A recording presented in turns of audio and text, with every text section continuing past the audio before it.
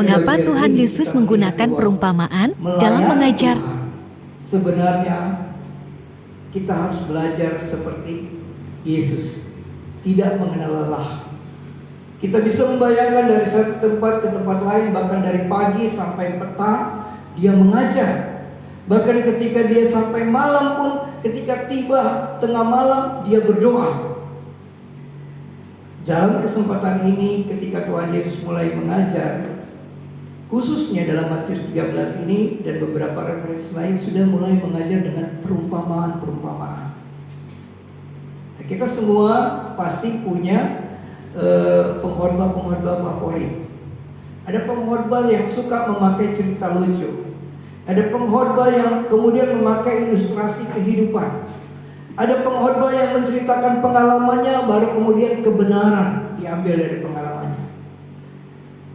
Yang disebut dengan penabur di sini, nanti kita akan lihat bahwa itu adalah Yesus Kristus sebagai contoh. Tapi kita sekarang sedang melihat begitu banyak penabur. Ya, TikTok pun bisa menjadi mimbar dari penabur itu. Media sosial, dimanapun. Kemarin saya coba melihat sesuatu yang menarik.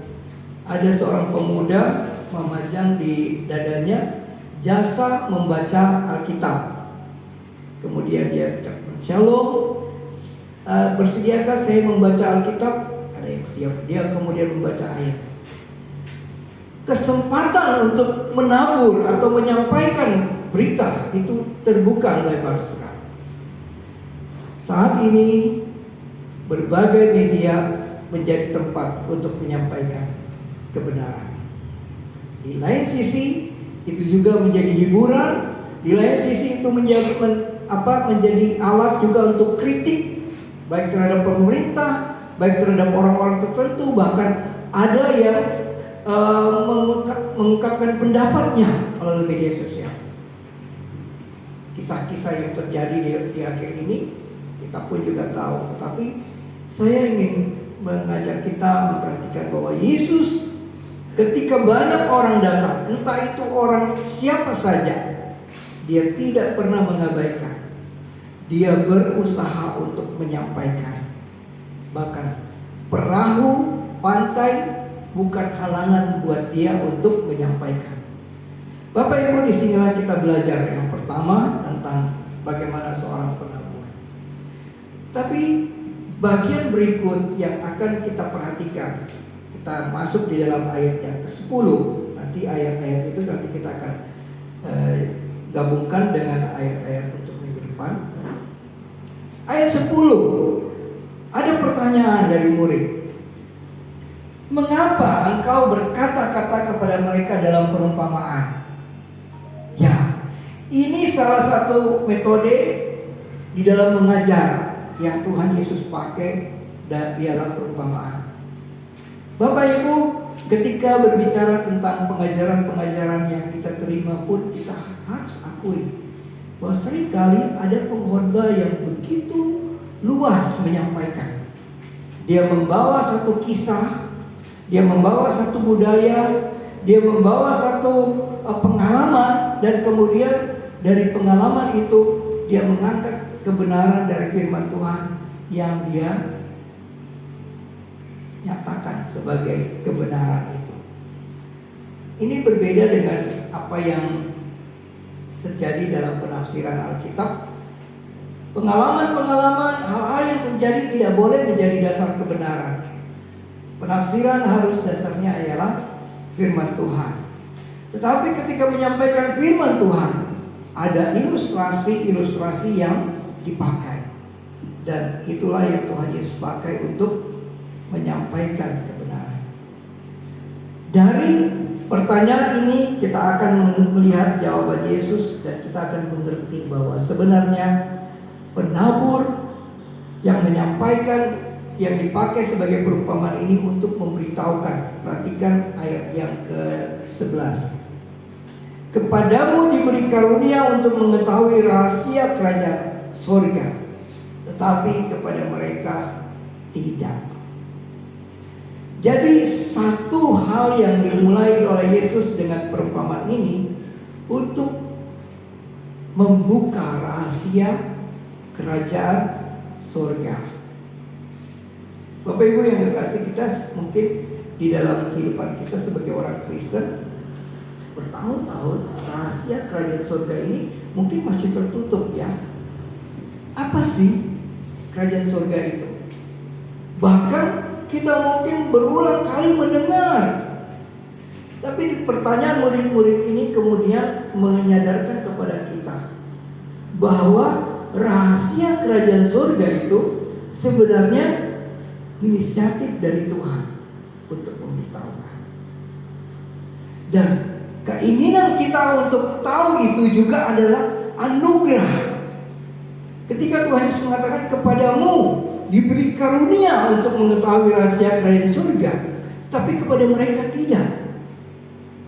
Nah, Bapak Ibu, disinilah kita melihat sesuatu di dalam pemberitaan firman Tuhan, di dalam hal-hal yang disampaikan di mimbar ini ataupun di gereja-gereja. Tuhan bekerja dengan kasih karunia-Nya.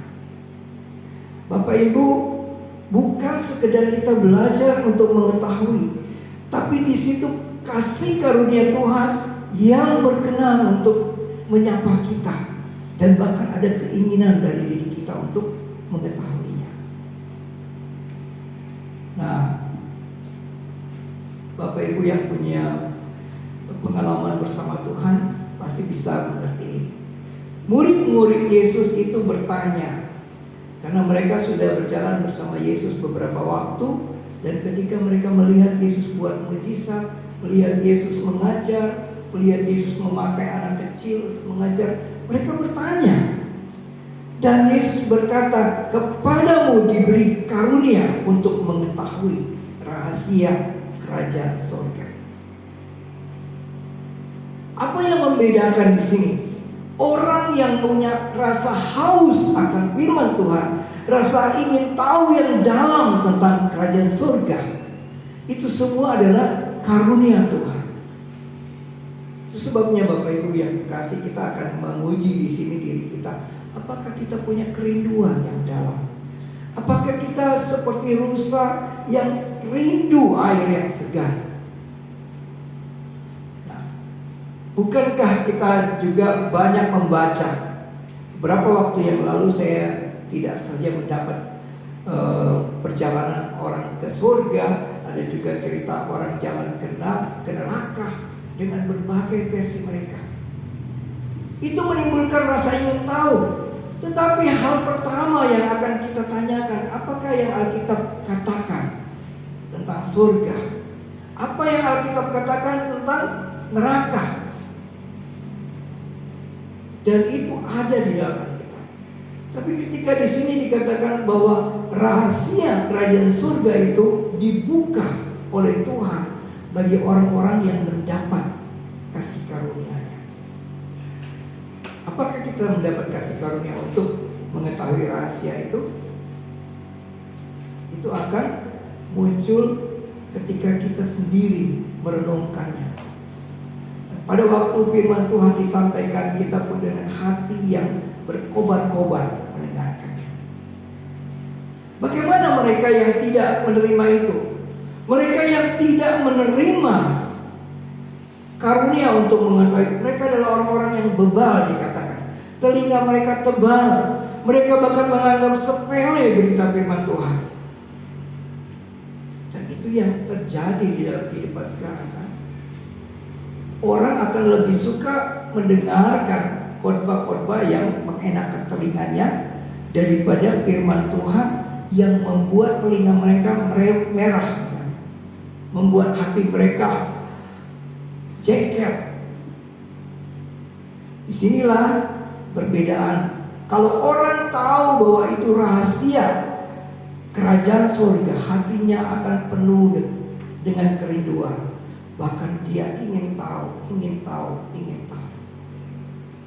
Kehidupan dari orang Kristen yang ingin tahu, belajar, mendengar, mengerti akan sampai pada dia menghasilkan buah. Tapi orang yang hanya memuaskan telinga tapi tidak pernah membuka hati,